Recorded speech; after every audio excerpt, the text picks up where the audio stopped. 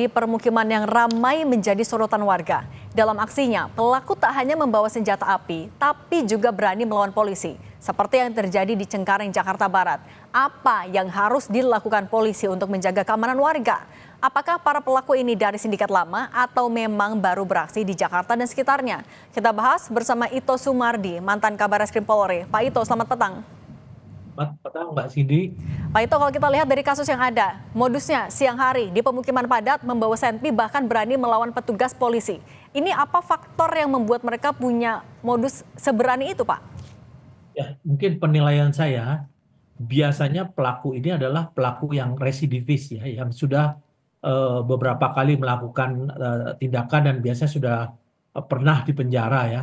Kemudian kalau menggunakan senjata api, ini yang lazimnya mereka menggunakan senjata yang biasanya menggunakan senjata yang bukan senjata api sungguhan ya, atau mungkin soft gun ya, airsoft gun. Tapi kalau ini memang mereka menggunakan senjata api yang menggunakan peluru tajam, jadi saya perkirakan senjata itu adalah senjata rakitan. Karena sedemikian mudah untuk mendapatkan senjata rakitan ya saat ini di beberapa tempat di daerah di Indonesia. Meskipun bagi pemegang senjata api yang ilegal ini dia bisa dikenakan Undang-Undang Nomor 12 Tahun 51 ya, Undang-Undang Darurat dengan ancaman hukumannya 20 tahun bahkan hukuman mati. Tapi kalau sampai mereka melakukan perlawanan, tentunya petugas kepolisian juga tidak sembarangan ya. Karena ada standar operation prosedur ya, SOP yang diatur di dalam Perkap nomor 1 tahun 2018 ya. Nah, jadi anggota bisa melakukan tindakan tegas terukur. Apalagi kalau sampai membahayakan masyarakat, termasuk membahayakan anggota. Kita bisa melakukan tindakan tegas terukur, meskipun secara biasanya realitanya itu sulit kalau mesti menembak kaki dulu. Nah, tentunya kita melakukan perlawanan atau upaya pelumpuhan dan juga harus bisa dipertanggungjawabkan. Pak Ito, tapi Dan kalau melihat modusnya tadi, kemudian juga keberanian melawan polisi dan punya senpi, ini mereka biasanya masuk ke dalam jaringan atau sebenarnya bergerak sendiri-sendiri? saya yakin mereka itu biasanya jaringan dan rata-rata mereka itu sudah merupakan residivis dan tidak menutup kemungkinan mungkin mereka juga ada yang mantan anggota apakah TNI atau Polri yang sudah diberhentikan dengan tidak hormat ya. Tapi kita masih menunggu perkembangannya karena ini tentunya sedang dikembangkan oleh kepolisian setempat untuk barangkali untuk mengungkap jaringannya. Tapi saya yakin mereka ini jaringan ya dan sudah terbiasa sasarannya sepeda motor karena mungkin itu yang bisa mempunyai nilai ekonomi yang lebih tinggi gitu Mbak Cindy. Oke, dan soal senpinya itu sendiri Pak, mereka menggunakan itu. Artinya semakin mudah didapat, pengawasannya juga jadi evaluasi kah Pak?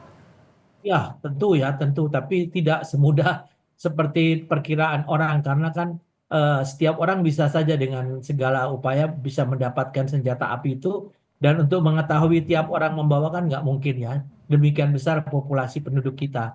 Dan juga tadi yang terjadi di pemukiman, kalau dulu kan kita kenal dengan namanya siskamling ya, paling tidak ada warga. Ya, Pak Ito, suaranya hilang Pak Ito. Ya, Oke. saya kira untuk mendapatkan senjata api itu saat ini sangat memungkinkan, Mbak ya, dengan berbagai cara. Oke, Dan dan mendapatkan senpi yang lebih mudah itu terkait juga dengan jaringan yang mereka ikuti, sindikatnya Pak? ya betul, betul, Mbak. Dan itu sudah direncanakan mereka pasti. Sasaran itu biasanya diintai dulu, kemudian baru mereka melihat suasananya kalau agak sepi baru mereka melakukan.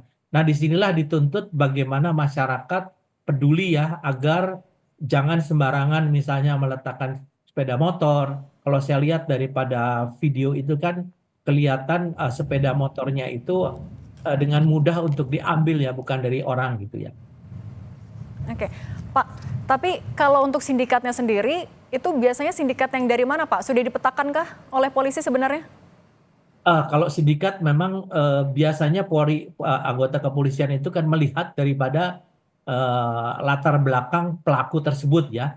Biasanya dari wilayah mana dan apakah pernah terlibat dengan kejahatan yang serupa atau mungkin sebelumnya adalah bukan sasarannya bukan sepeda motor tapi begal biasa. Tapi kemudian setelah masuk ke dalam LP keluar mereka tidak punya kerja, bergabung dengan teman-temannya sindikat lain kemudian meningkat menjadi pelaku kejahatan perampasan sepeda motor. biasanya modus operandinya demikian, Mbak Cindy. Oke, Pak, tapi juga kalau melihat sasaran kan rata-rata tadi sepeda motor. Selain karena melihat areanya sepi, apalagi yang biasanya jadi pertimbangan mereka dalam mencari target? Apakah ada faktor lain mungkin?